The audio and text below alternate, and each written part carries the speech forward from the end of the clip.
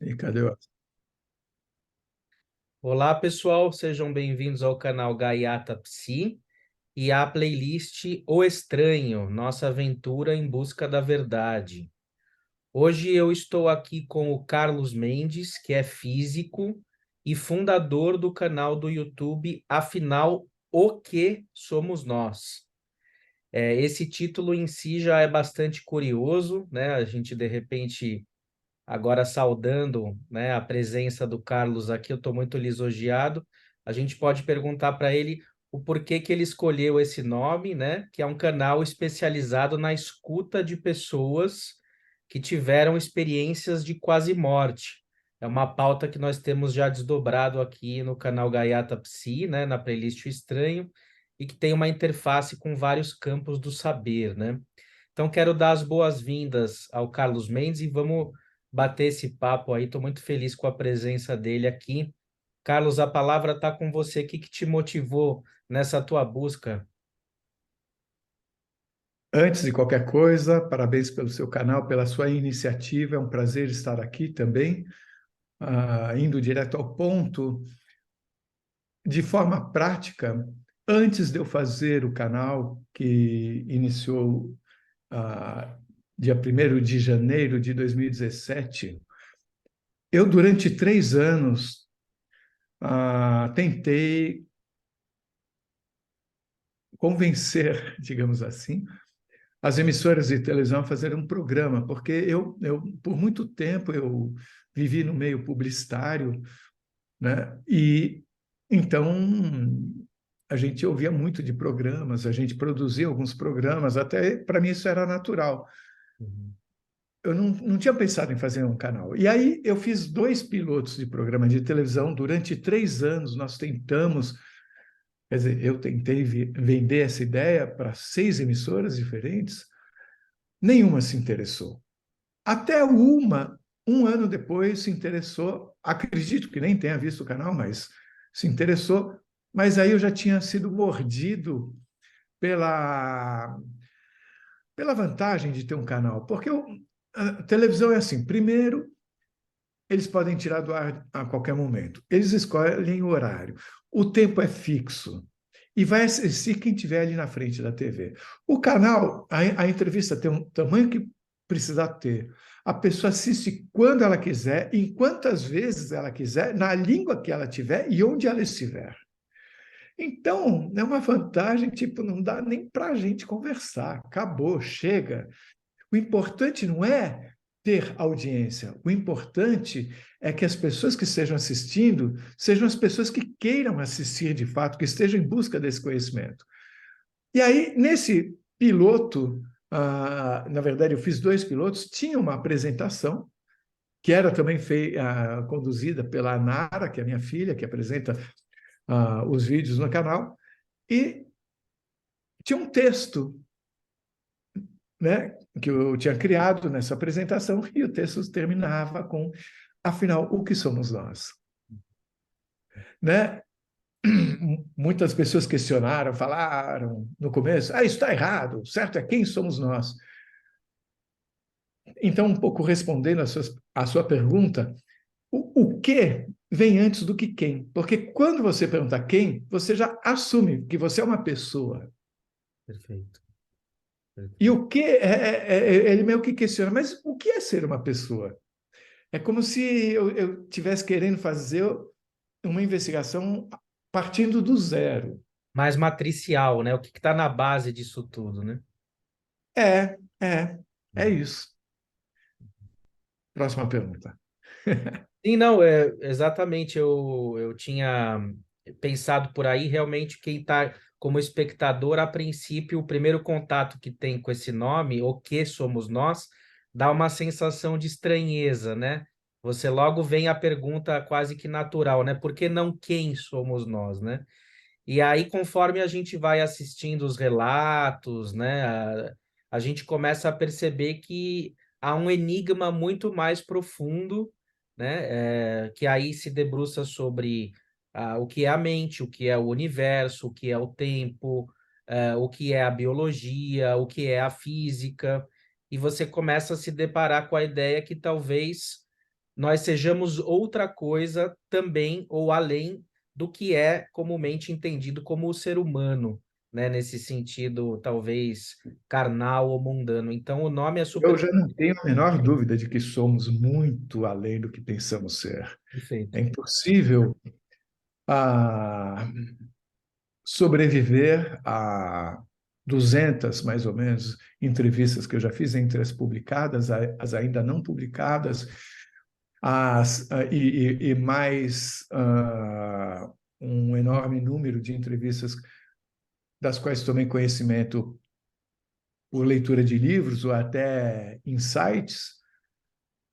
Não dá para passar por tudo isso e continuar achando que é isso aqui, morreu, acabou. Tem uma coisa que é muito importante entender. Eu acho que o físico, ah, ele tem uma condição que mais ou menos me faz lembrar a condição emocional da pessoa que teve uma experiência de quase morte, por exemplo, que é a da solidão. Hoje mesmo, uma pessoa, uma amiga minha que é psicanalista, ela ela comentou que o canal ele dava acolhimento para muitas pessoas que passavam por essas experiências e que se sentiam sozinhas, tipo, será que só sou eu? Será que eu sou louco? Será que... Então, o físico, por um outro lado, ele também se sente só porque ele faz uma pesquisa que é tão profunda, tão primordial no sentido de atingir os primórdios de tudo, ah, que ele se sente sozinho porque ninguém entende. Ninguém entende o que o físico fala, a não ser um outro físico. Então, ele, de uma certa forma, ah, é, o canal também dá um pouco de acolhimento para quem está, de alguma forma, mesmo que através da física, querendo saber. Porque essa busca quase que compulsiva pelo conhecimento, ela meio que existe em todo o físico. Tá? Porque assim como a pessoa que passa por uma experiência desse tipo, que sai do corpo, que vai para outros lugares, que fala um monte de coisa, como se tem, o físico, e ninguém entende o que essa pessoa tem a falar, o físico também, ele se sentar aqui para falar em constante de Planck, porque tem um lado meio leigo, meio até de moda de falar em física quântica, mas a física quântica é algo extremamente complexo. E tem vários mistérios na ciência, a incapacidade da física quântica conversar com a física de Einstein. Tipo, como assim? Duas coisas que estão certas, você não consegue fazer uma teoria que encampe as duas? Esse é um dos grandes desafios da ciência hoje. Mas tudo isso, quando olhado profundamente, é extremamente complexo, assim como as experiências de quase morte ou experiências espirituais, chamemos assim, elas são extremamente complexas. Tudo é difícil de colocar em palavra para que uma pessoa que não tenha passado por isso ou não se dedique a esse estudo entenda. Né? Então, de uma certa forma, no canal eu me sinto fazendo física. Perfeito, perfeito. É realmente é curioso porque o teu canal ele sincroniza diversos ramos da ciência, por mais que ele não dê uma resposta, ele deixa aberto para que cada um possa tirar suas próprias conclusões, né? Quem está assistindo, ele não é um canal dogmático, ao contrário, né? Ele é um canal de escuta e acolhimento de pessoas que têm as experiências mais variadas possíveis, né? E é muito parecido com o trabalho de um psicanalista, de um psicólogo, né? Porque você não diagnostica, você não atribui valor no sentido, né, de julgar a qualidade do que a pessoa está trazendo. Não, você simplesmente escuta com o entusiasmo e a abertura e a modéstia própria de um cientista, né?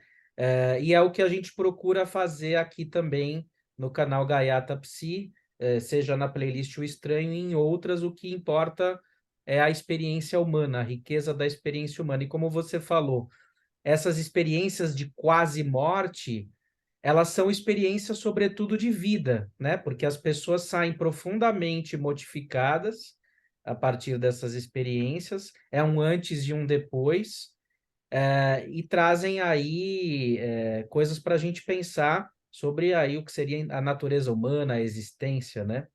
Então, a gente se sente muito emocionado, eu mesmo assisto o canal dele, confesso, e me sinto muito ajudado pelos relatos, né, que lá existem, a gente passa a ressignificar a própria vida, né? Então, a morte, sim, sendo ela definitiva ou no sentido de um limiar, ela tem a nos ensinar muita coisa. E o canal do Carlos certamente é muito rico nesse aspecto humano, de a gente repensar a vida, né? Queria dizer o seguinte, que a opção de deixar que cada um construa a sua verdade, ela é inescapável, no sentido de que se eu fosse tentar traçar uma teoria, ok, vamos lá, já temos 200 depoimentos, já posso dizer como é que é. O primeiro depoimento que surgisse em seguida me desmentiria em alguma coisa aquilo que eu falei, aquilo que eu concluí. Eu sinto que essa coisa é muito grande, sabe? Então, a gente tentar explicar tudo que existe a partir da nossa linguagem aqui de terceira dimensão é como tentar enfiar um terno numa caixa de sapato. Ali só vai caber o sapato e a meia. Não vai caber o paletó, a calça, a camisa, o cinto. Não, não dá. Então, a gente vai acabar querendo dizer que tudo que existe é um sapato. Mas não é. É muito mais. Então, eu acho que o que eu estou fazendo, que o canal está fazendo, é o que a gente chama, você conhece o termo, é uma pesquisa de campo. O que é? O que é pesquisa de campo? Você vai lá, você não se sente em condições de dizer o que é aquilo, mas você vai lá coletar dados, fazer uma pesquisa que no futuro poderá, ou não, se houver interesse, por algum cientista no futuro, eu posso nem estar mais aqui, e ele vai falar, nossa, esse canal fez tantas entrevistas, vamos tabular dados a partir do que as pessoas falaram. O cientista adora fazer um gráfico, né? E aí, ok, então a gente tem que 90% das pessoas passaram por isso. Isso não quer dizer nada além do que 90% das pessoas passaram por isso, porque a próxima pode estar nos 10% e pode surgir uma situação que não está nesse 100%, mas ainda assim é o papel do cientista tentar explicar o que acontece à nossa volta. Como eu não sei explicar, eu faço a pesquisa de campo, que é vou para o campo e coleto dados. Como eu não me sinto em condições, a ciência não tem condições hoje de entender, de teorizar sobre o assunto de uma forma clara e de uma forma sólida, então o mais honesto possível é a gente simplesmente compartilhar e que cada um construa a sua verdade. É interessante que uma vez eu falei isso e recebi um e-mail de uma pessoa falando, mas discordando disso de cada um construir a sua própria verdade. A verdade é uma só, não é? A verdade não é uma só. Se você, a verdade, ela está vinculada à minha capacidade de compreensão. Se uma criança de 4 anos me pergunta o que é água, eu vou falar: água é aquilo que você usa para matar sede ou para tomar banho, para se limpar. Se um estudante lá na física pergunta o que é água, bem, além de bater nele, de fazer uma pergunta na faculdade, a gente vai falar, é uma molécula de 2 átomos de hidrogênio e um de oxigênio. Mas se eu falar isso para uma criança de 4 anos, ela não vai entender. Então, a verdade está ligada à capacidade de compreensão das pessoas. e também a experiência delas.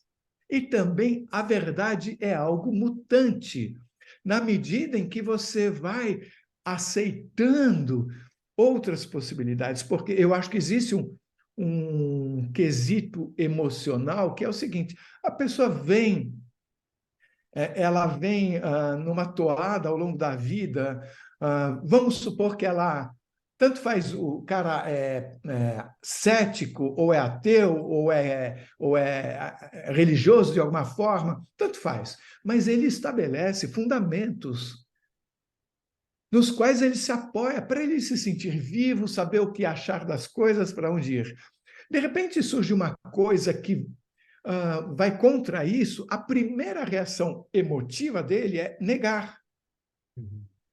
Acho que com o tempo, aí ele começa, sabe, de tanto ver aquilo, porque lá no fundo ele sabe que tem alguma coisa ali que ele precisa prestar atenção. Então ele vai negociando com esse aspecto emocional dele até que, ok, vai, diz o que você tem para dizer. E nisso é interessante a postura do físico, porque, diferentemente de outros campos de pesquisa, por exemplo, existe pesquisa em engenharia também, hoje existe a neuroengenharia, a gente está sabendo, existem biologia, química e tudo mais, porém, ninguém apanha tanto quanto um físico. Sabe, ninguém apanha tanto da natureza, porque o físico ele é escravo da natureza. Se ele passou 50 anos dizendo uma coisa e surge uma única experiência que derruba aquilo, não adianta você. Não é que nem a filosofia. Filosofia, cada um tem a sua. Você pode ter a sua, eu tenho a minha, ela pode ser individual. E não existe filosofia errada. Porém, a física, se você não consegue uma comprovação através de uma evidência do resultado proposto por uma equação, aquela equação não vale, ela está desatualizada e acabou. Então, quando surgiu Einstein com a relatividade, isso significou uma revolução, né? Por décadas, físicos relutavam em aceitar, mas todos aceitaram porque os dados impõem, os resultados empíricos impõem. Da mesma forma, a física quântica, nossa, são realidades absolutamente não intuitivas. Então, o físico, ele foi treinado na sua profissão a relativizar o próprio conhecimento mais do que qualquer outro. Então, ok, não é isso, é aquilo, tá bom, então o que é? Ele larga o osso com facilidade. Por quê? Porque o osso foi arrancado da mão dele inúmeras vezes. Outra coisa,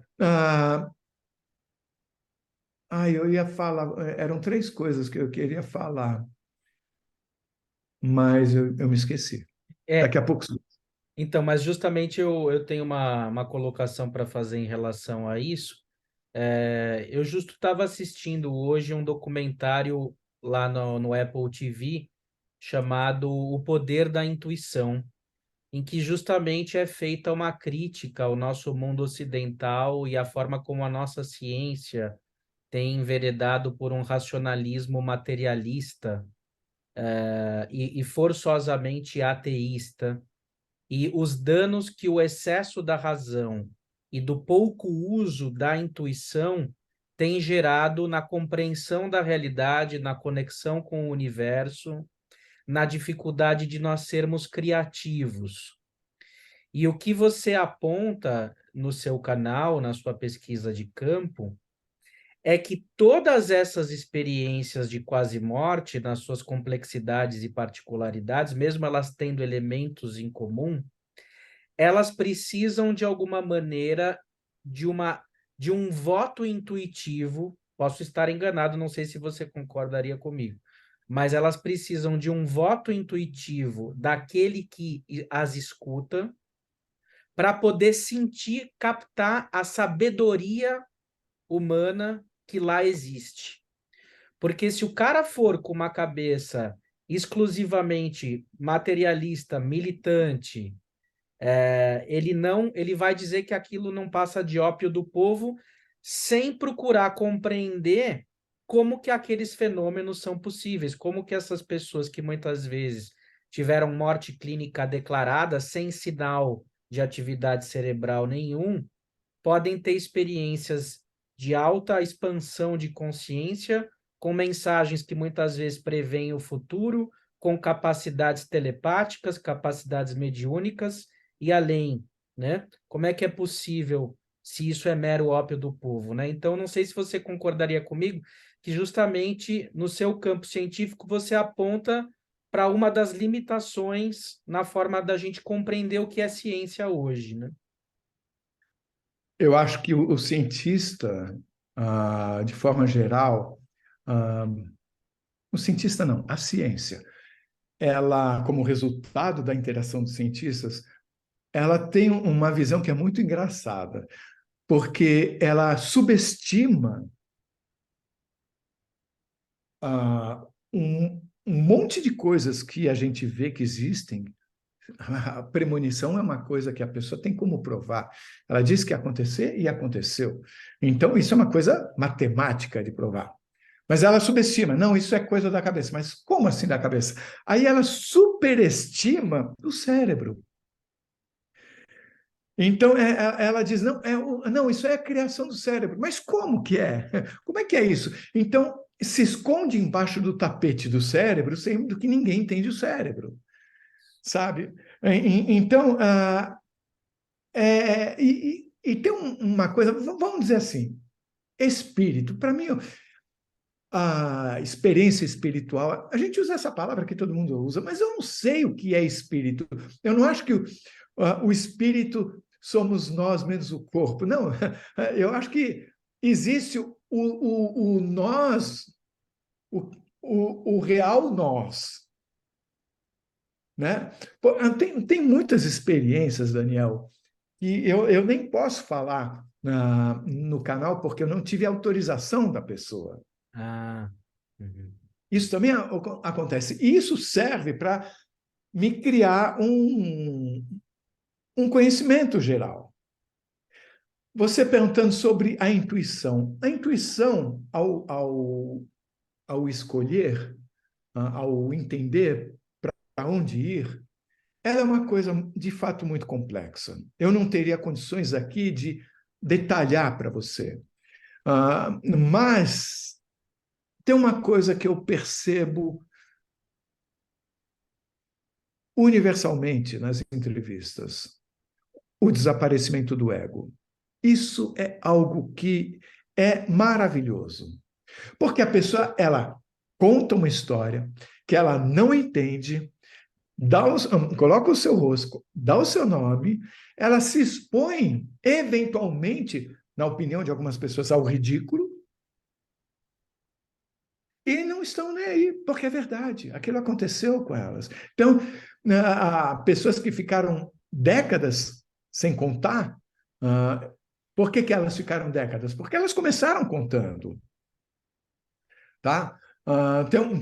Tem um caso que eu li num livro de uma pessoa que teve uma experiência de quase morte num hospital religioso nos Estados Unidos, e quando a pessoa voltou a si, contou para a enfermeira chamou não sei, uma religiosa que estava lá, não sei qual é a tendência religiosa, mas como se fosse uma madre superior, alguma coisa assim.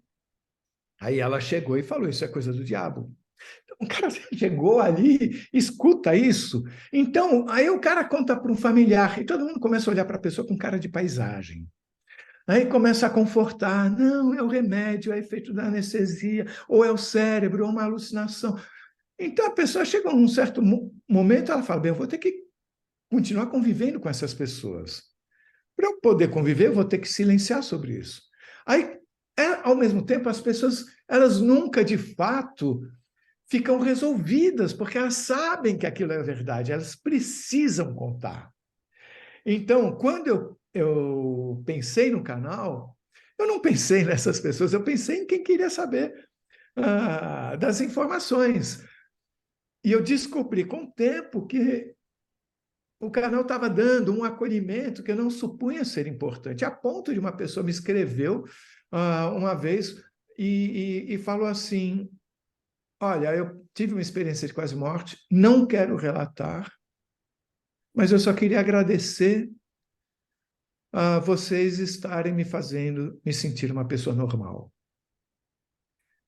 Né? Não dá para você ficar insensível a essas coisas, né? E aí a ciência, ela tem uma forma. A ciência, olha, veja só, eu sou cientista, eu tenho uma alma de cientista. Então eu sei o quanto o cientista pode ser arrogante. Eu fui arrogante. Talvez ainda seja mais do que penso ser. Mas o que Também. acontece? Acho que, acho que todo mundo que detém um conhecimento que é específico e que as pessoas à sua volta não detêm o mesmo conhecimento, podem escorregar nessa casca de banana e começar a se achar um pouco especial. Né? Então, a ciência como um todo, ela tem um pouco dessas características. E atingir uns mais, outros menos, talvez alguns não, outros muito, e por aí vai.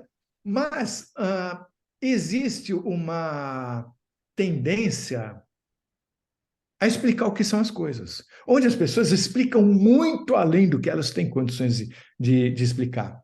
Você sabe qual é, talvez, a coisa mais importante que eu aprendi fazendo física? É entender o que ela não sabia. Hum. Tipo, é entender que, ok, ela sabe até aqui, daqui por diante ela não sabe. Porque se eu não tivesse feito física, muito possivelmente eu me balançaria na hora que alguém falasse, imagina, a ciência explica isso. Eu pensaria, mas eu não estudei a ciência, então pode ser que o cara esteja certo. O fato de eu ter feito física me dá essa segurança de Uhum. falar, meu, por exemplo, esse canal, tá? Eu já mostrei algumas. Eu tenho um colega de classe, eu tenho dois colegas de classe. Eu moro na cidade de São Paulo, eu tenho dois colegas de classe de graduação lá do bacharelado, e eles são, um se aposentou e o outro continua sendo professor titular no Instituto de Física da USP. E eu mostro na maior o canal, porque o canal ele é sólido diante da ciência, porque ele não pretende dizer além do que pode. Uma outra coisa, mudando de pato para ganso, você falou, isso são experiências de vida e não de quase morte. Só brincando com o que você Não, chamou, e não é, né? Assim, é de quase morte. mas eu vou na brincadeira. É que tem um médico norte-americano, acho que é norte-americano, chamado Sam Parnia.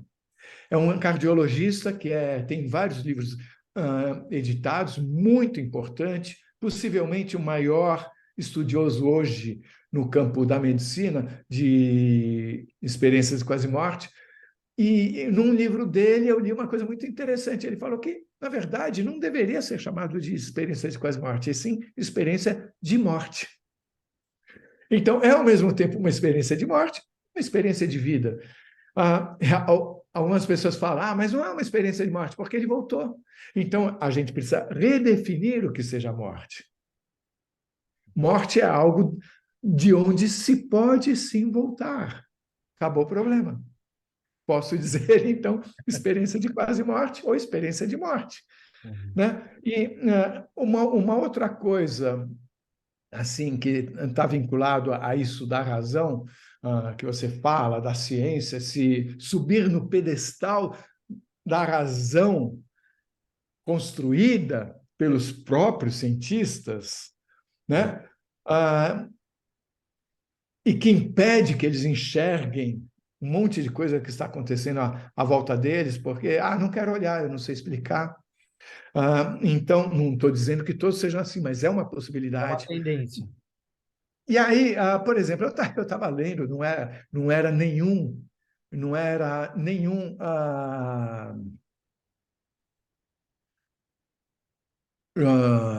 depoimento científico, não era nenhum cientista falando, era uma coisa num portal da internet que eu li, uma pessoa falando sobre a esquizofrenia. E a esquizofrenia é quando a pessoa não sabe distinguir a realidade da alucinação, por exemplo. naquela definição de poucas linhas dadas. Eu vou dizer uma coisa que eu nunca disse aqui. Eu tive um irmão que foi esquizofrênico. Ele morreu com 22 anos, tá? E ele, então, da esquizofrenia, eu sei muito bem. Eu convivi muitos anos com um esquizofrênico, que eu amava de paixão. Mas a mesma coisa que um estudioso, cientista, usa para dizer que aquele cara é esquizofrênico porque ele ouviu, porque havia um caso específico, de uma pessoa que estava numa estação de trem e ouviu uma voz dizendo na sua cabeça: por que você não se mata? E o cara pulou na frente do trem e perdeu uma perna. E ele é diagnosticado como tendo esquizofrenia e convive com isso. Eu não estou aqui para dizer o que é ou o que não é. Mas eu estou aqui para dizer, por exemplo, que muitas pessoas que relatam experiências de quase morte, depois continuam ouvindo vozes que não ouviam antes. E só que essas vozes têm uma interação que eu vou dizer aqui altamente positiva, no sentido de orientar e tudo mais. Então, peraí, é esquizofrenia quando dá mau conselho e não é quando dá bom. Então, isso mostra como a gente está longe de entender tudo isso. Perfeito. Te passo um pouco a palavra, porque senão não paro de falar. Não, não, tá riquíssimo, tá interessantíssimo. Eu confesso que eu me sinto um tanto solitário, né, nessa investigação. Você disse que eu não estou sozinho e que nós somos mais que colegas, né? Fico muito feliz. Tá me ajudando bastante a tua frase, porque realmente qual que é o objetivo, né, desse tipo de investigação, né? Da gente sair de uma zona de conforto. E na psicanálise a gente tem o famoso Freud explica. E que é um perigo isso do Freud explica, né? Porque é você centrar na racionalidade do ego, a possibilidade de encerrar o que é a mente, a subjetividade, o psiquismo, como vocês quiserem chamar. E eu vou dizer, do mesmo jeito que você sabe quais são os limites da física e do que não é possível explicar, dentro aí do meu percurso na psicologia e na psicanálise, eu posso dizer que há variadas versões sobre o que é uma psicose, o que é uma esquizofrenia, de modo que não há nenhum consenso sobre isso. Tem teorias biologicistas, tem teorias das mais variadas que vocês podem imaginar. Imagina. Então, mentalistas, né? Enfim, teorias sociais, né? Enfim, então é muito difícil da gente vestir a camisa de uma teoria e simplesmente dar bom sempre, porque as teorias elas têm limites, elas são construções sempre provisórias com base nos dados que nós temos e uma tentativa de fazer alguma síntese sobre fenômenos que nós observamos, né? E ao longo da história da psiquiatria, da psicanálise, da psicologia, essas noções vão mudando também. Então, qual que foi o meu objetivo aqui que redundou no meu convite para você vir aqui, né? E eu tô hoje botando os dois pés atrás em função de casos que eu já atendi, em função das coisas que aconteceram comigo, coisas que aconteceram com pessoas que eu conheço, coisas que acontecem aí na vida cotidiana, né? Eu mantenho os dois pés atrás hoje e eu tô simplesmente observando e escutando. Menos certezas, menos conclusões e mais dúvidas. Esse eu acho que é o espírito da ciência, porque se a ciência tem muita certeza de alguma coisa, aí vira um dogma, né? E aí a ciência deixa de se atualizar. Então, o que eu estou mantendo aqui é o espírito aberto, é a modéstia do, bom, eu estudei, mas eu reconheço os limites e sei que eu não sei. Às vezes o que eu acho que eu sei, eu também não sei. Você falou de vozes, né? Nós temos um vídeo aqui na playlist O Estranho, com a Gleide Bastos, que é integrante de um grupo de ouvidores de vozes, que são pessoas que não se intitulam esquizofrênicas, que rejeitam diagnósticos e elas simplesmente são escutadoras de vozes. Tem vozes que são ruins, tem vozes que são boas, e elas simplesmente querem ser respeitadas como pessoas que escutam vozes, porque escutar vozes é um fenômeno humano que vem de tempos imemoriais, e elas não querem que venha alguém e as reduza a uma categoria psicopatológica só porque elas escutam essas vozes, né? Então, hoje eu estou mais numa perspectiva como essa, mais fenomenológica e, ao mesmo tempo, acolhedora, de escutar com entusiasmo. Que vozes são essas, então? O que elas nos dizem? Do que ficar elucubrando teorias acerca disso, né? Essa é a minha perspectiva aqui hoje. Tem uma coisa que vale a pena dizer, que é o seguinte: eu, por muito tempo, eu tendia, por muitos anos, eu tendia a achar que nada existia, tá? Mas assim, eu tive uma crise existencial aos 12 anos, pensei, o que que é morrer? Morrer é ficar sem pensar. Tentei ficar sem pensar e pirei. Bem, aos 13 anos eu já escrevia para a NASA, já queria virar astronauta, ir para a Lua, tal, porque, imagina, eu tenho 67 anos, então, eu estou falando de 1968, então, e o homem pousou na Lua em 69, então os jornais falavam muito nisso, e as minhas perguntas não recebiam respostas de ninguém ao meu redor. Então eu falei, bem, quem vai pousar na Lua sabe mais do que esse pessoal que está à minha volta, então é para lá que eu vou. E aí, isso me levou para a física. E aí, eu percebi o limite do conhecimento da física, e um dia eu conheci uma vidente. E ela era vidente. E tem uma coisa que um físico tem de bom, é o seguinte: você coloca uma coisa que contradiga tudo o que ele pensa, se ele for de fato um físico, ele vai escutar. Então, o que que é? Era uma pessoa que tinha uma adolescente na cidade de Santos, eu venho de Santos, e essa adolescente falou para os pais, olha, vou até a padaria ou farmácia, não sei, e sumiu. 3 dias depois, os pais, desesperados, já tinham ido a todo e qualquer hospital, polícia, nada dela, né? Aí um amigo dessa família e amigo da minha família, sorrateiramente pegou uma foto dessa menina e levou até uma amiga dele que tinha um dom. Olhava para uma foto e falava coisas dessa pessoa que ela nem sabia. Não sei se ela perguntava o nome ou não, mas eu sei que o papo era de olhando para a foto. Ela olhou para a foto e falou. E essa pessoa, deixa eu dizer, ela não vivia disso, era filha de um militar, não se casou, portanto, tem aquela questão de pensão vitalícia para filha de militar, quando ela não se casa. Então, ela era uma estudiosa, eu a conheci depois, ela já tinha 70 e poucos anos, mas ela olhou para a foto e falou assim: ela está bem, ela está longe, ela está acompanhada. Em poucos dias, ela vai ligar para os pais.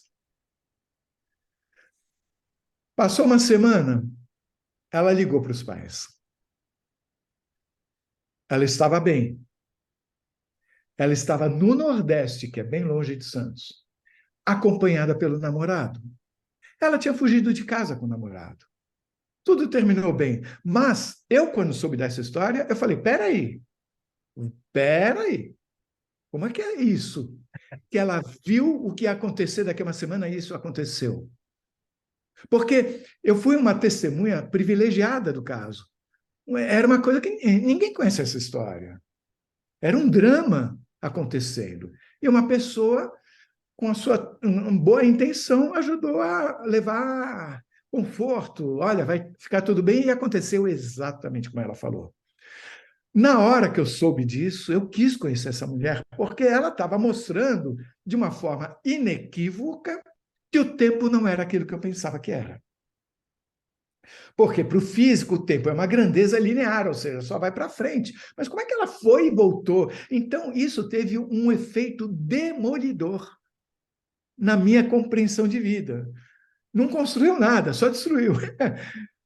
Então, a partir daí, eu comecei a modificar um pouco esse olhar que achava, não, peraí, eu não estou sabendo. Eu construí essa posição que eu chamava de agnóstica, depois que eu entrei na física, tipo, não sei o que existe, não tenho conhecimento a respeito, mas o fato é o seguinte, que muitas das pessoas que dizem, olha, é só isso aqui, acabou e não tem mais nada lá fora.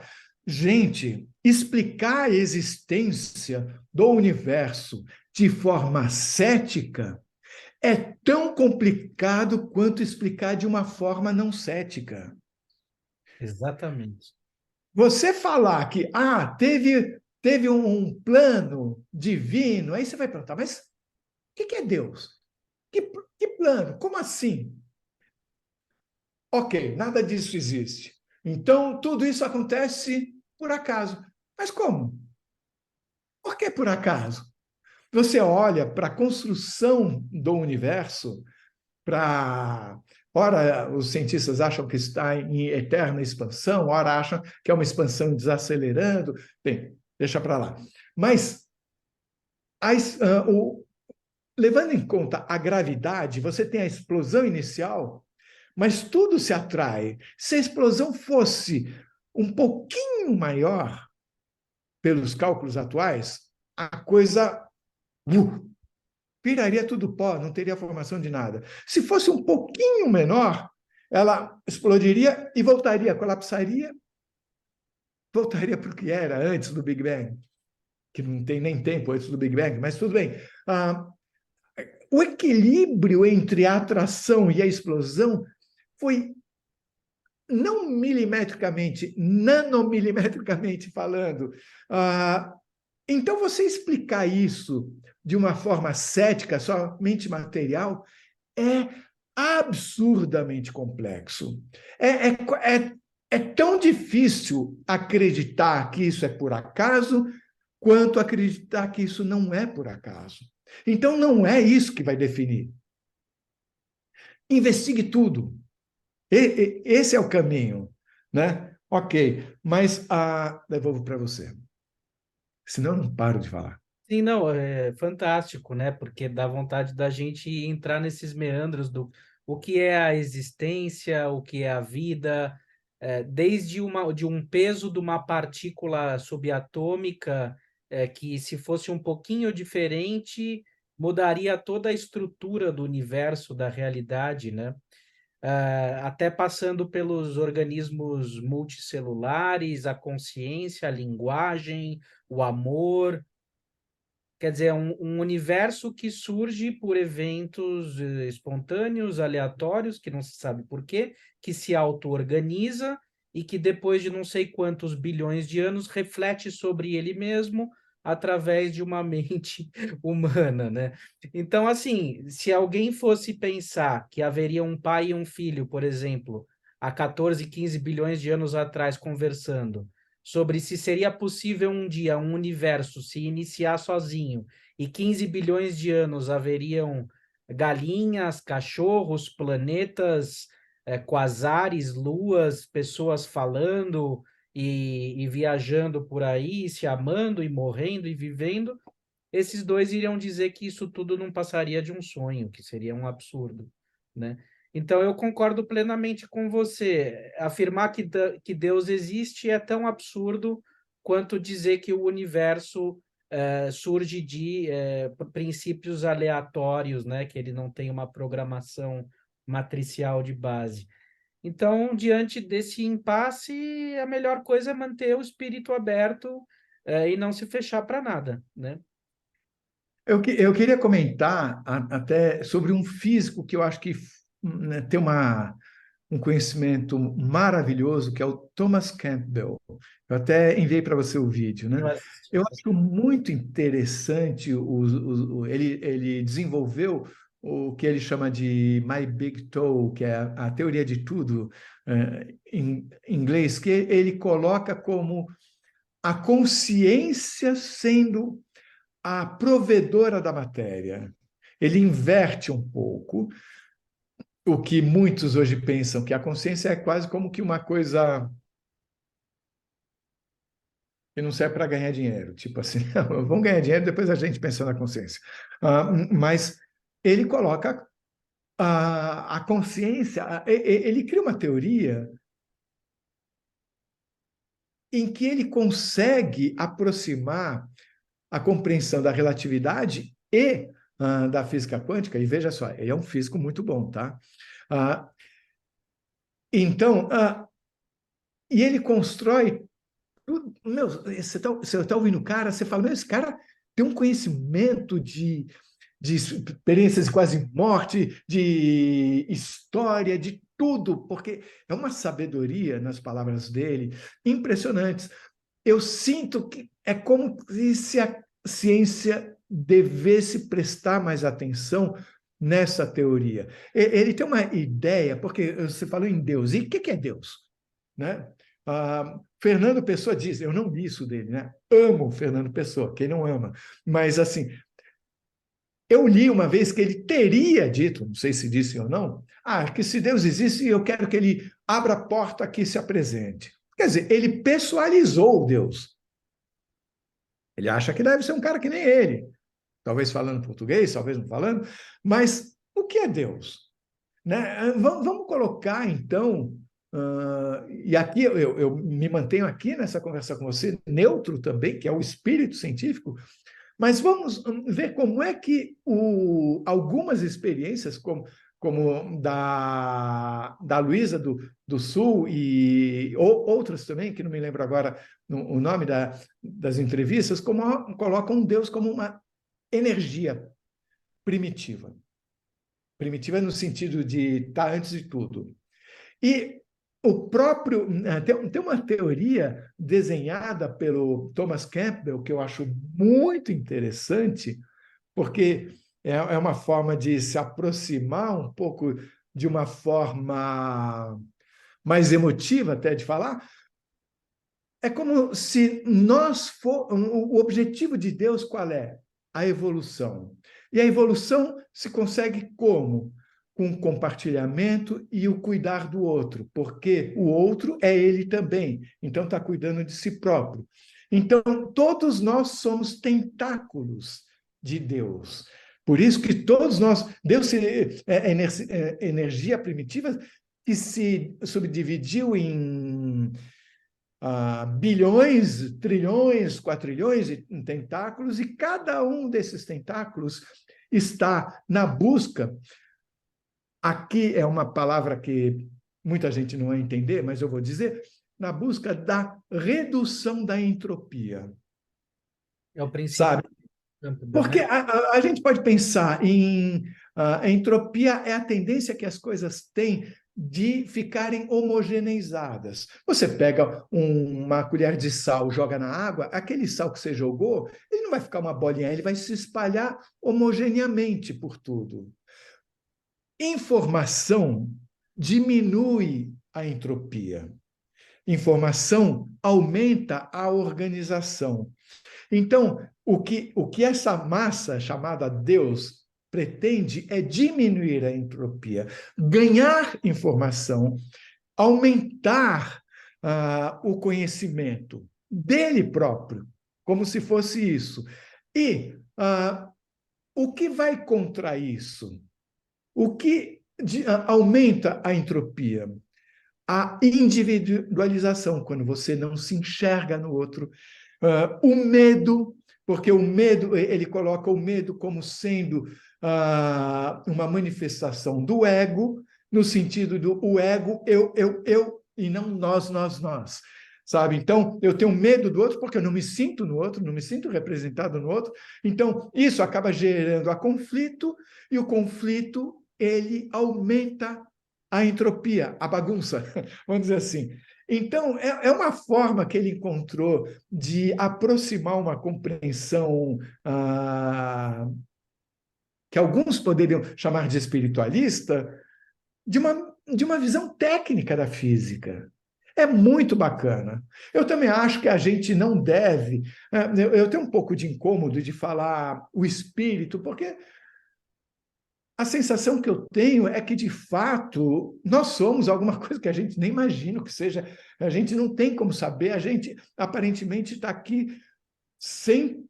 Não é para a gente saber mais do que a gente está sabendo, a sensação que eu tenho é essa. Então, eu vou contar uma experiência de uma pessoa, eu não posso falar nada sobre ela, tá?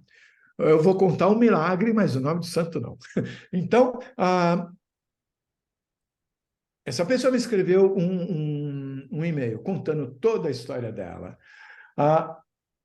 Eu vou te dizer o seguinte: aconteceu uma situação na vida dela, não vou dizer a idade, não vou dizer qual é a situação, mas o mais importante eu vou dizer. Naquele momento, ela percebeu que ela tinha outra família e que não era na Terra. E a partir daí, ela disse que ela passou a interagir, tá? Ah, com essa outra realidade, digamos assim. E ela disse que, numa vez, ela foi para o lugar onde está o corpo dela e que aqui na Terra só está parte desse corpo dela, porque não cabe tudo. Nessa experiência aqui, ela veio numa missão de amor. Ela diz que ela se lembra quando ela entrou na atmosfera terrestre, que ela estava exultante de amor pelo planeta Terra, que ela veio para a missão dela, mas ela diz que ela estava numa nave em volta do planeta Terra, numa outra frequência, ou seja, não era visível para nós, sendo cuidada por algumas pessoas enquanto parte dela estava aqui. Bem, aí eu falei, olha, eu queria muito entrevistar você, eu não tenho como colocar isso no canal, nem sei como, mas pessoalmente eu estou me sentindo muito atraído por isso que você está me falando. Eu posso falar, eu sinto que tem muita verdade aí, eu quero saber o que é. Porque o físico é um obcecado, é um quase doente pela verdade. Né? E aí ela ficou de dar entrevista. Nós acertamos quando seria. Eu falei que não seria para ser publicada no canal de imediato. Eu falei, não tenho como publicar isso, mas eu quero investigar isso. E alguns dias depois ela falou que ela não recebeu permissão.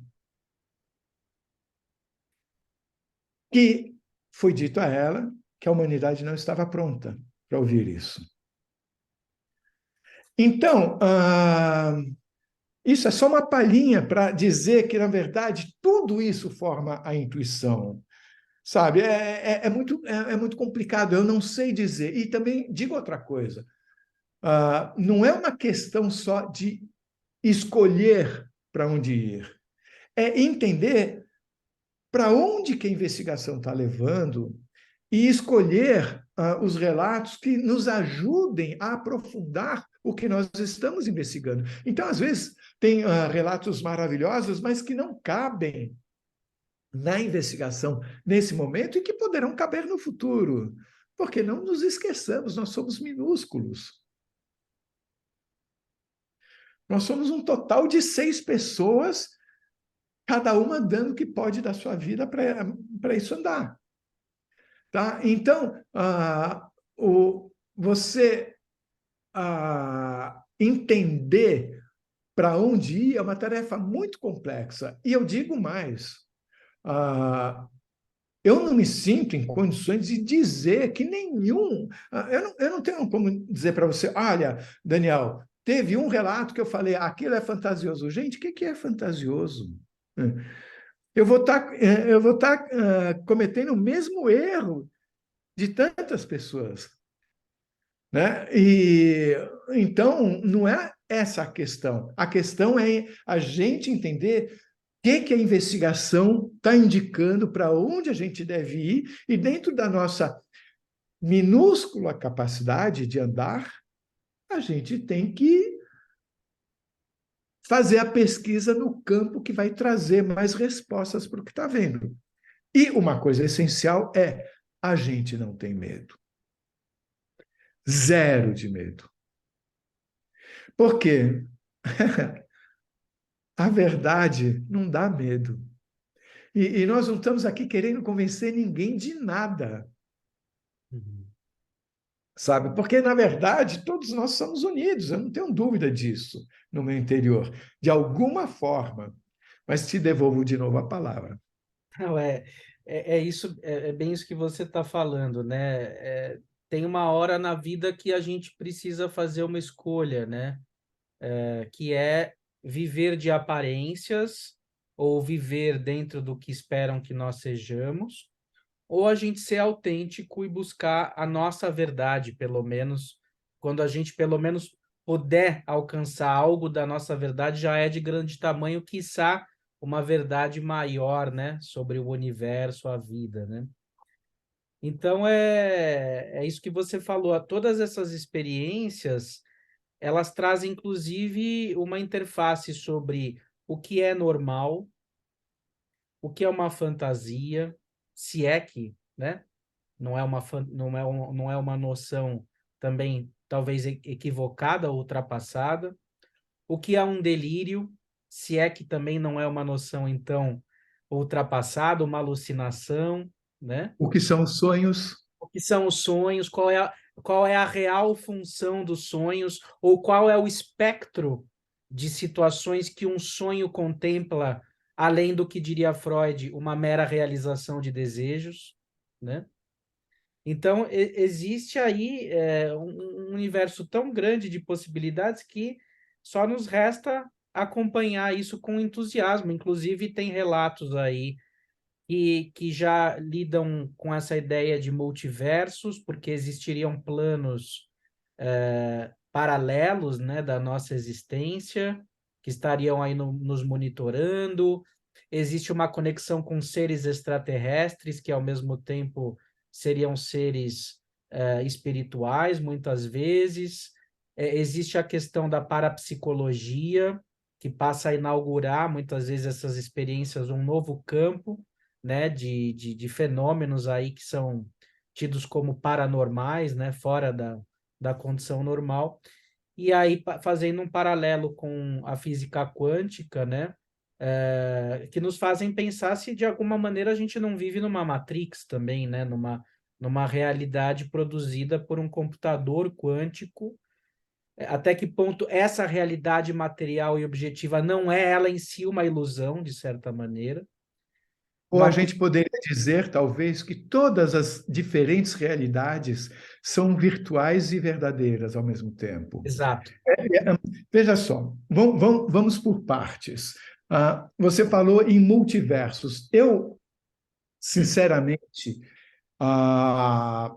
eu acredito que isso esteja, de alguma forma, vinculado a uma das tendências de investigação da física, que é a física de teoria das cordas, né? Que impõe a conclusão de muitas dimensões. Bem, há um problema na aceitação da teoria das cordas dentro do ambiente da física, que é o seguinte: não é uma teoria verificável empiricamente. Então, é muito difícil para um físico, o que eu vou fazer com uma teoria que resolve tudo, mas eu não tenho como saber se ela é verdadeira? Então, esse é um problema. Agora, vamos falar de forma leiga, multiversos, vários universos ou dimensões. Vamos primeiro igualar no nosso significado,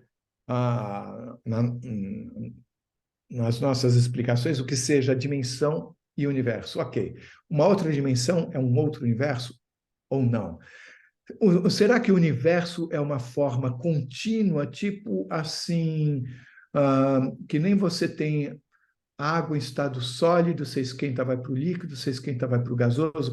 Será que as dimensões são como assim? Você nessa frequência, abaixo do infravermelho você não enxerga, tem a região visível, que é a nossa região da tridimensionalidade, e você tem a região além do ultravioleta, que você também não enxerga. Mas essas regiões, elas existem. O fato de nós não enxergarmos não quer dizer que elas não existam.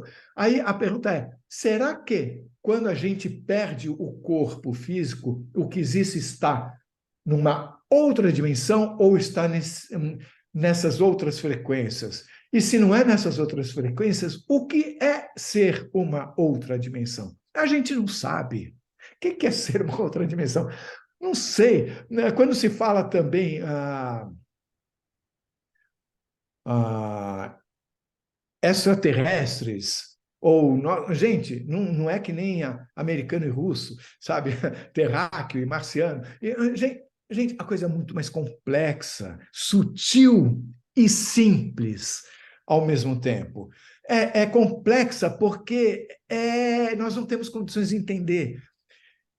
É sutil porque as diferenças são mínimas, com consequências enormes. E simples porque o que eu sinto até agora é muito amor que está presente em todas essas manifestações de experiência de quase morte. Uma coisa que queria dizer, por exemplo, as pessoas, algumas falam, eu tive uma experiência de quase morte ruim. Gente, não existe isso. Não existe. Vem cá, se você tem um filho, ele botou fogo num móvel, e aí você fala, eu converso com ele, eu não estou indicando o que deva ser feito ou não deva ser feito, estou criando uma fantasia. Converso com ele e falo, para você entender que o que você fez é errado, eu vou deixar você sem brincar com o seu brinquedo preferido por uma semana. Aí todo dia ele vai lá, deixa eu brincar. Não, porque você botou fogo naquilo, você não pode. Então, todo dia eu estou falando do fogo, não pode, não pode, não pode, para ver se ele entende que não pode. Eu pergunto a você, esse castigo é uma coisa ruim? Ou é o que aquela criança precisava para ela entender que ela não podia fazer aquilo que ia ser perigoso para ela própria no futuro?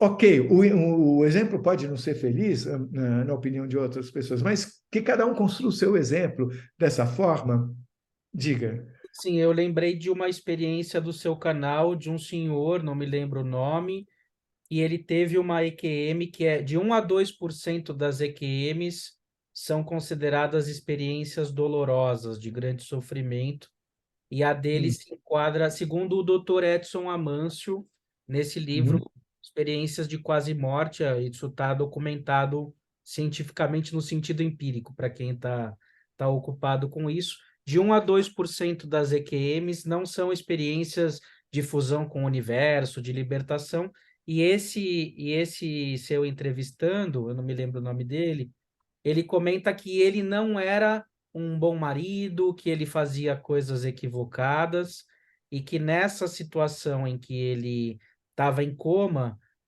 ele foi para uma espécie de... Tinham casas, era um ambiente escuro, ele ficou andando por muito tempo, era uma situação desoladora, e aí ele viu pessoas presas numa determinada situação e apareceu uma figura extremamente terrorífica e ele ficou paralisado de medo. E quando ele saiu daquela situação que para ele foi como dias naquele lugar, ele disse que nunca mais ia querer voltar para lá, e aquilo fez com que ele fizesse uma revisão do modo como ele estava conduzindo a vida dele e se relacionando com as pessoas.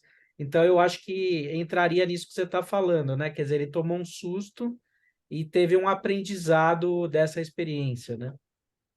Eu sinto que isso existe em todos os casos. O nome dessa pessoa é o Enio. O vídeo dele se não me engano, o nome é Não Desejo Isso para o Meu Pior Inimigo, alguma coisa assim. Ah, olha, eu não conheci o Enio antes, mas ele é uma pessoa maravilhosa, Uhum. maravilhosa.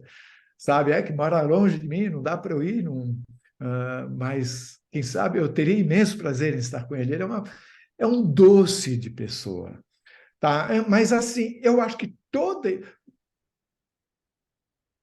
Interrompi no meio a frase porque me veio a dúvida. A questão é, toda experiência parece ter um propósito.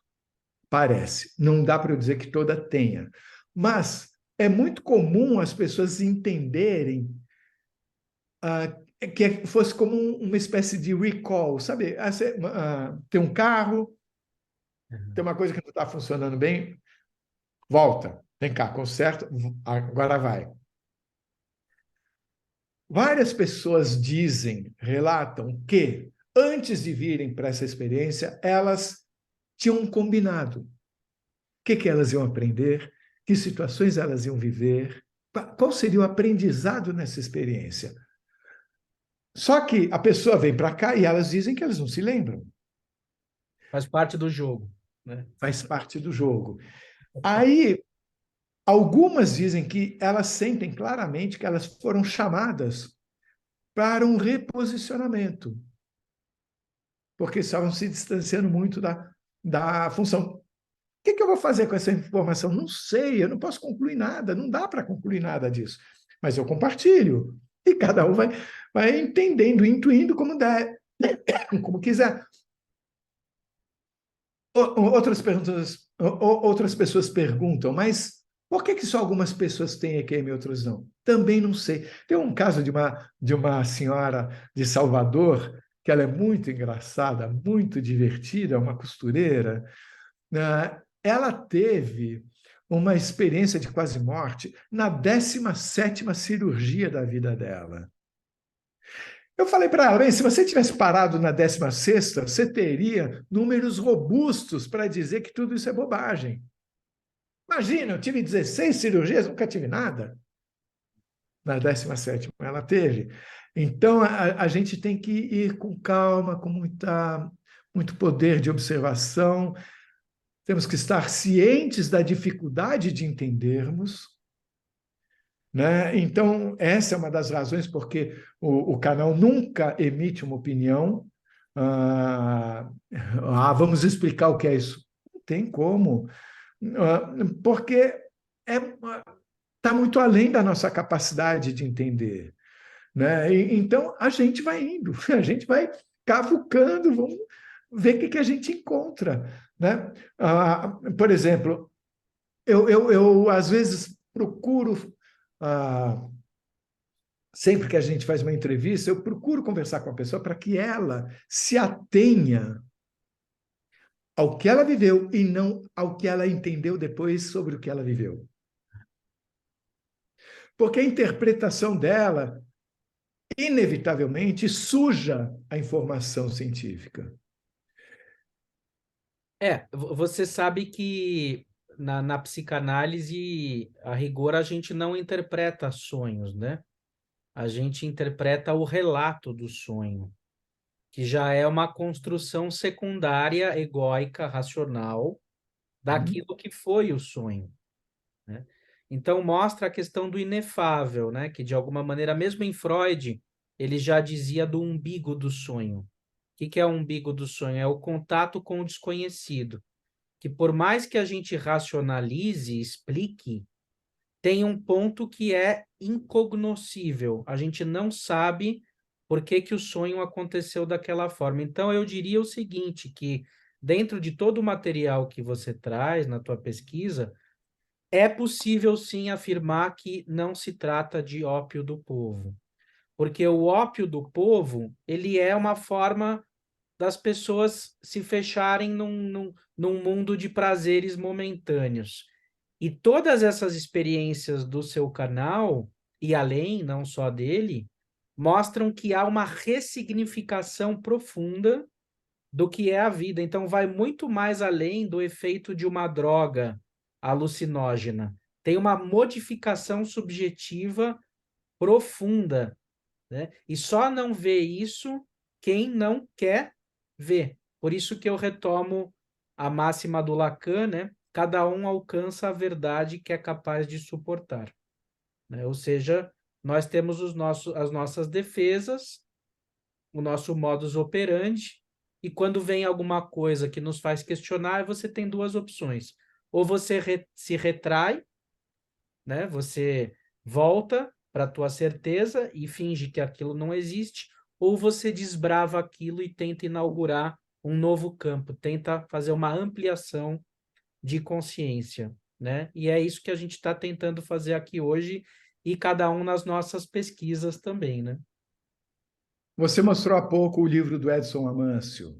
É um dos livros mais importantes sobre o assunto. Acho que no Brasil é um dos poucos livros existentes, talvez seja o livro com o maior espectro de investigação, e traz essa informação tão importante de que a ciência está começando a olhar para isso de forma séria também no Brasil.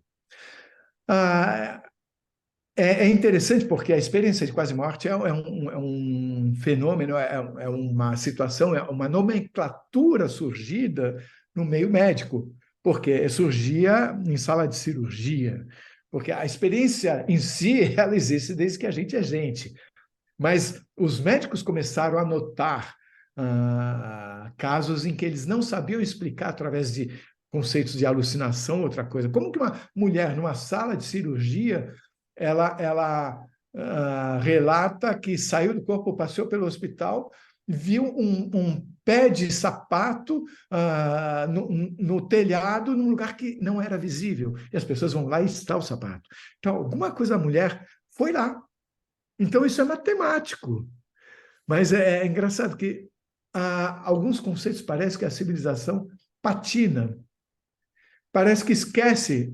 Porque, para mim, eu digo, a consciência já não depende do corpo, isso já está provado. Vamos para a próxima questão, porque essa já é passado. Mas parece que, no geral, a gente sempre volta, né? Voltando àquela coisa que você falou, da pessoa escutar vozes ou não, né? Meu irmão escutava vozes. Eu não sabia o que era aquilo, eu era criança, ele era mais velho do que eu, né? E a mesma, a mesma voz dizendo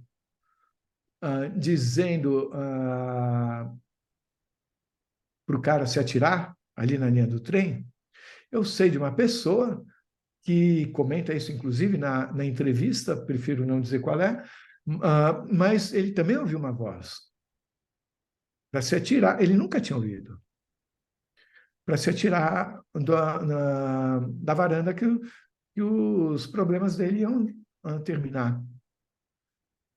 Ele chegou a cortar a tela de proteção, subiu num banco, se desequilibrou e voltou a si. Na hora que viu o que estava fazendo, ele ligou para a mãe, pediu para a mãe rezar por ele, tá? Palavras dele. Esse cara teve uma experiência de quase morte maravilhosa. O depoimento dele é maravilhoso. Agora, tem isso.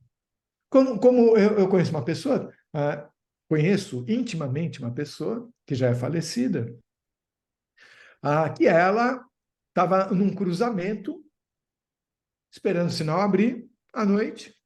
O sinal abriu. Ela engatou a primeira, escutou. Ela falou: Carlos, era uma voz na minha orelha. Quase que gritou, falou: não sai. Ela levou um susto, o carro deve ter morrido até. E o cara ao lado, ninguém falou com ele, pelo visto. Porque o cara ao lado saiu com o carro e uma moto cruzou o sinal vermelho para a moto e acertou em cheio o carro. Tá? E o cara da moto faleceu, inclusive, na batida, foi muito forte. Tá? Agora, então, peraí. O cara, quando escuta para ele se atirar na linha do trem, ele é esquizofrênico. E quando ele fala, não, não vai, estou salvando a vida de alguém, ele não é? Então, isso mostra como a gente não está entendendo as coisas, o que as coisas são.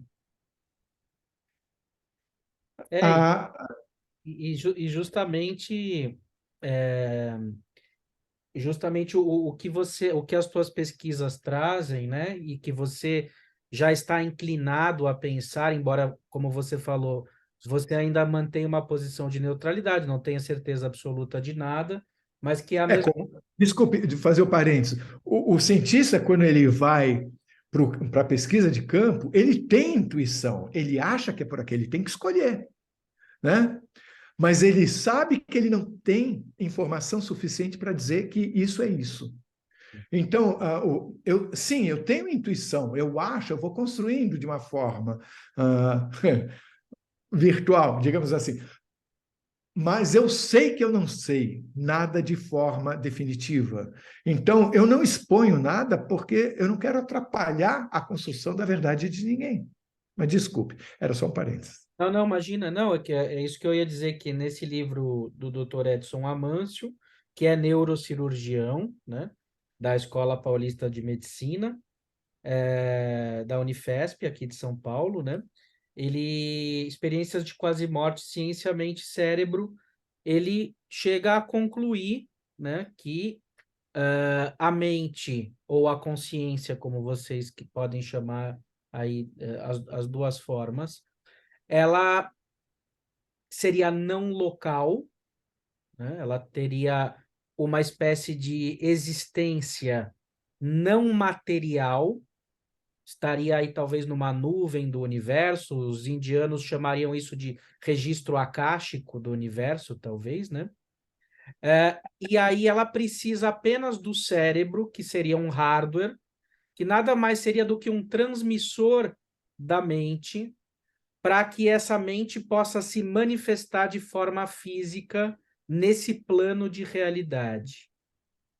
Então, se você destrói parte do cérebro ou tem algum tipo de doença neurodegenerativa, como Alzheimer e tal, o que fica impedido de se manifestar de maneira adequada ou sadia é a consciência por conta da avaria no hardware.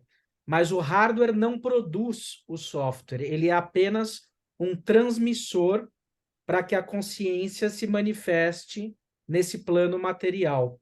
Então, o nosso corpo, ele é um limitador, o nosso cérebro ele seria um transmissor, mas paradoxalmente um limitador do potencial quântico da nossa consciência, que seria imortal e estaria além do tempo e do espaço. Essa seria, pelo que eu entendi, a conclusão do que a gente pode se inclinar, pelo menos, a concluir depois das experiências de quase morte. Seria isso, Carlos? Olha, você falou, eu tive vontade de falar umas 5 coisas enquanto você falou aí. Eu não sei se eu vou lembrar de todas, vou começar pelo fim. Ah, é interessante o seguinte: muita gente pergunta, né, muita gente leiga na física, pergunta, mas o que existia antes do Big Bang?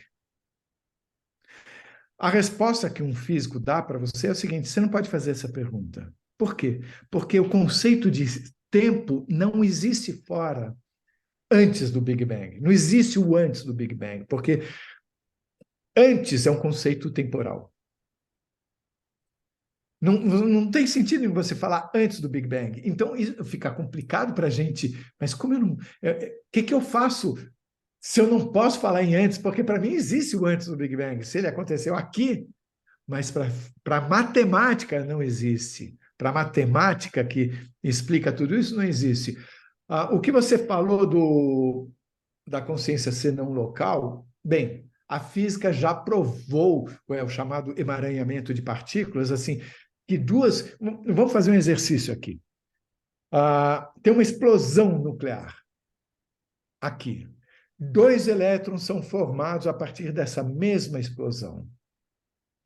Esses 2 elétrons, eles são ditos serem emaranhados, ou seja, é como se eles estivessem grudados, não importa a distância entre eles.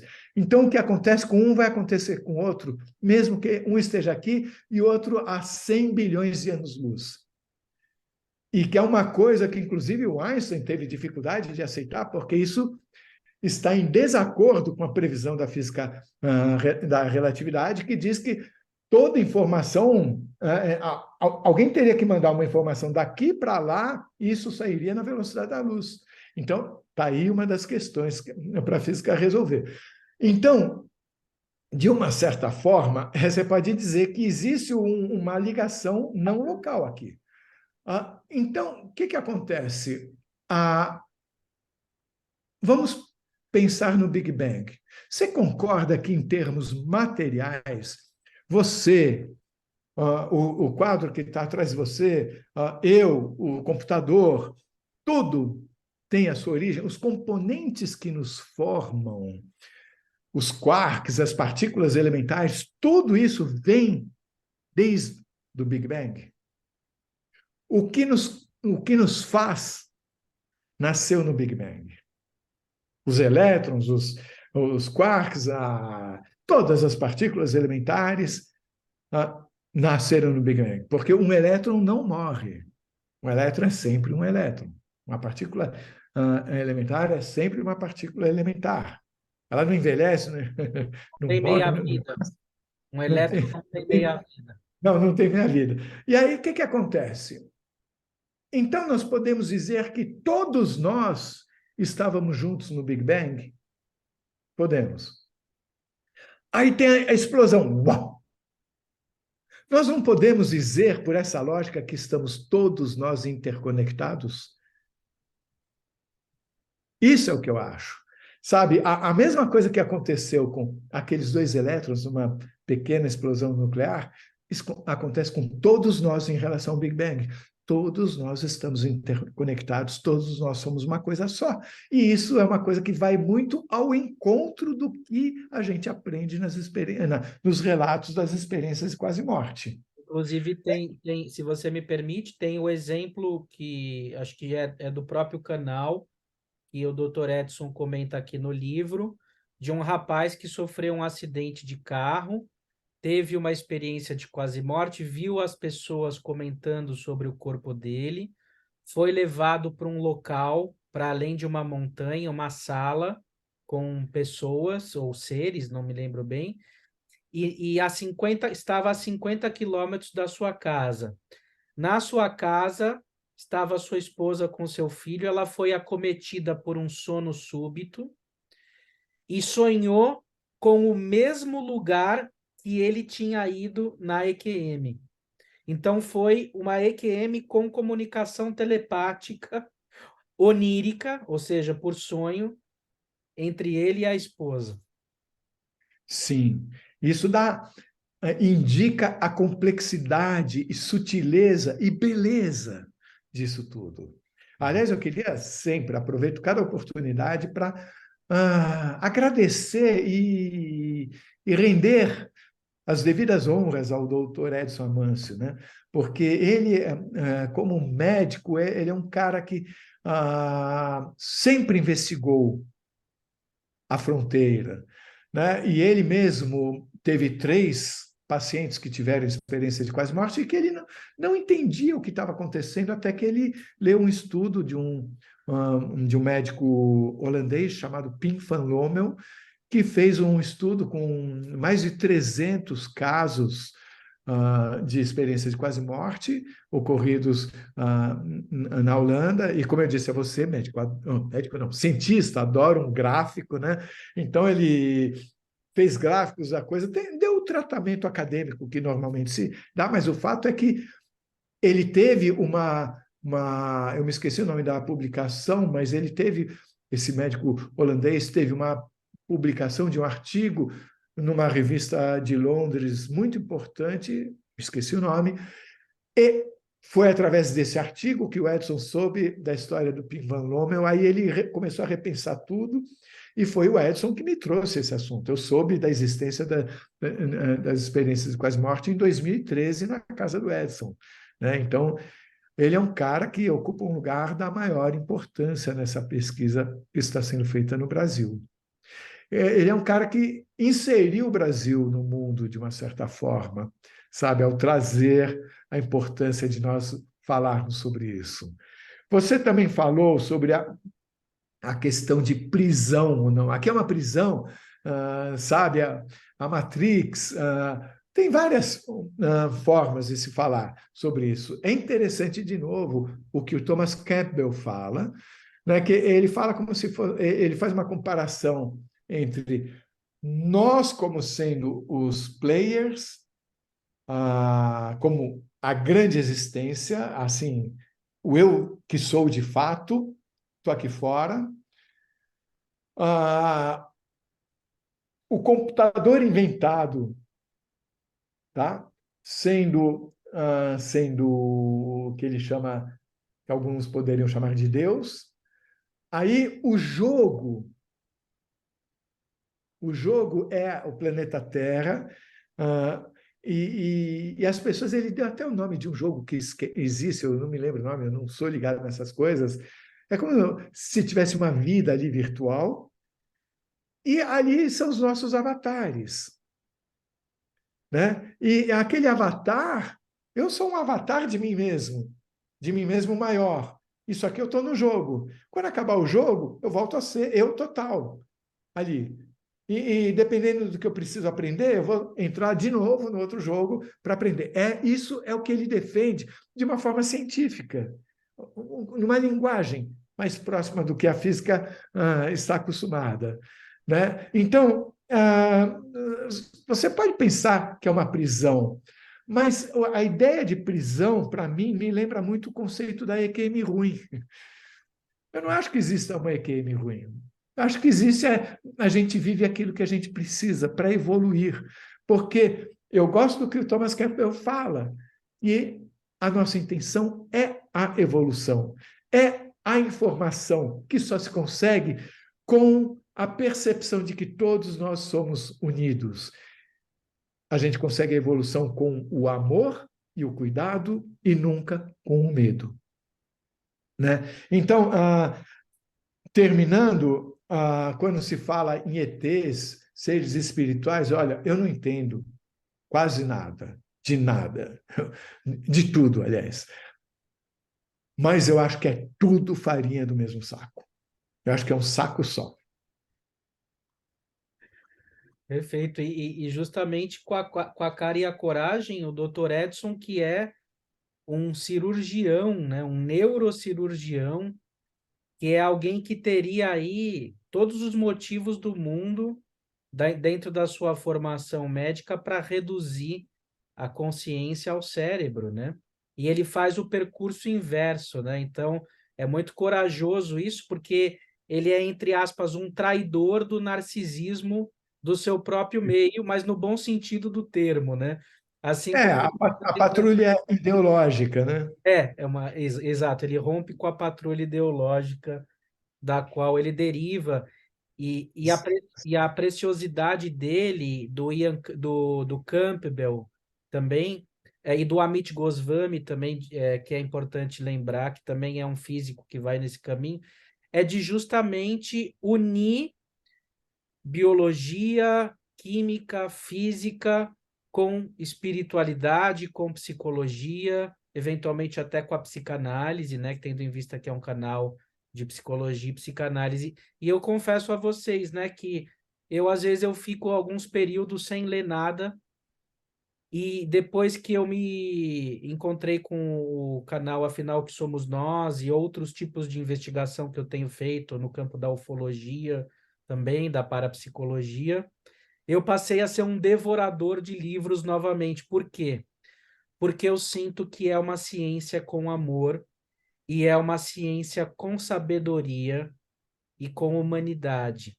Então, quando a ciência ela se coloca no nível das pessoas e não acima delas, a gente pode deglutir, incorporar essa ciência. Por quê?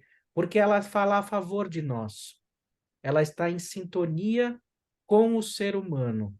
Não é um academicismo, não são pessoas procurando poder e reconhecimento. São pessoas que estão apaixonadas pela verdade. E não há nada mais psicanalítico do que isso. A cura pelo amor e a paixão pela verdade. Essa é a investigação do inconsciente, essa é a investigação sobre o que é a vida, o que é o universo e o que é o ser humano, né? Belas palavras essas todas que você falou. E não ensaiei, hein? Foi agora que apareceu. E de improviso ainda. De improviso. E agora? Bom, eu acho que talvez esteja redondo aí, né? A gente poderia até entrar em detalhes, né? Mais para os céticos, né? Enfim, que nunca ouviram falar de experiência de quase morte, né? Mas, enfim, existe uma vasta literatura com uma casuística, como definir o que é uma experiência de quase morte, né? Tem a questão da meditação, que pode produzir estados similares, eh, tem o túnel de luz, o reencontro com parentes mortos, essas capacidades que a gente falou que muitas vezes se desenvolvem. Mas, enfim, quem que realmente tiver interesse e abertura pelo tema, tem o canal do Carlos, né? Afinal, o que somos nós, que vocês podem entrar em contato. Quem tiver uma experiência de quase morte quer compartilhar, afinal, o que somos nós, @gmail.com. E também, quem quiser falar comigo, eu sou psicólogo e psicanalista, né? Também aqui no canal, com a playlist O Estranho, pode mandar uma mensagem para gaiatapsi23@gmail.com, e aqui nós recebemos experiências místicas, parapsicológicas, transcendentais, abduções alienígenas e muito mais, que de alguma maneira se conectam com as experiências de quase morte também, sem preconceitos, sem diagnósticos, com a mente aberta e bastante entusiasmo. Então, já estou fazendo aqui uma interface entre os nossos dois canais. Tomei a liberdade, Carlos. Por favor. Não, é que está difícil continuar depois daquelas suas palavras tão bonitas. Então, que se encerre com o amor, Não, né? não, você que sabe, você que sabe. Eu sou daqueles que, se me deixar falando, eu fico falando. Então, quem sabe a gente encerra por aqui, já está dando 1h30 de gravação, e a gente, de repente, marca mais encontros e a gente pode pensar num vídeo com outras pessoas e talvez uma interface maior, né? O que você acha? Pode ser, como você quiser. Eu só acho que vale a pena falar uma coisinha, que é a definição de experiência de quase morte é algo em construção ainda.